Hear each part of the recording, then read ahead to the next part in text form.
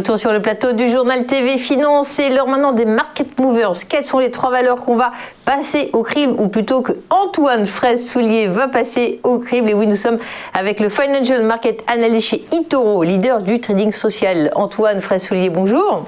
Bonjour Fabienne, bonjour à tous. Bonjour, alors on commence par la valeur Inditex. On sait c'est la maison mère de Zara. Et si je ne m'abuse, ce groupe a d'autres marques. Les jeunes, les adolescents en sont folles. Bershka, Oysho, Stradivarius, Pull&Bear, tout ça, c'est magnifique. Mais en bourse, on a quand même vu un bénéfice net 2020 qui plonge de 70%. Bon, quand même, quand les magasins sont fermés par l'État, c'est quand même très difficile de faire du commerce. On peut pas leur en vouloir, hein, n'est-ce pas Antoine?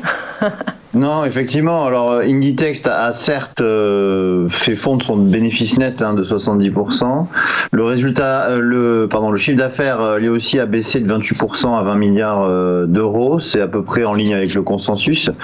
Ceci étant, Inditex s'est distingué par la qualité de son bilan.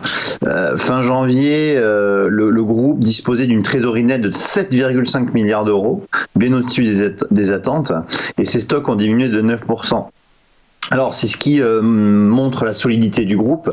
D'ailleurs, lors de la prochaine Assemblée Générale, les actionnaires se verront proposer un dividende de 70 cents par action, ce qui représente un rendement de 2,4%. Alors, on peut dire que Inditex a quand même traversé la crise sans réels encombres, grâce notamment à sa forte progression des ventes en ligne. Les ventes en ligne ont grimpé de 77% sur un an. L'engagement des clients reste très élevé pour notamment la marque Zara. Il y a à peu près 200 millions de personnes qui sont connectés sur les réseaux sociaux, et l'application notamment a été téléchargée 132 millions de fois en 2020, ce qui est une augmentation de 50%.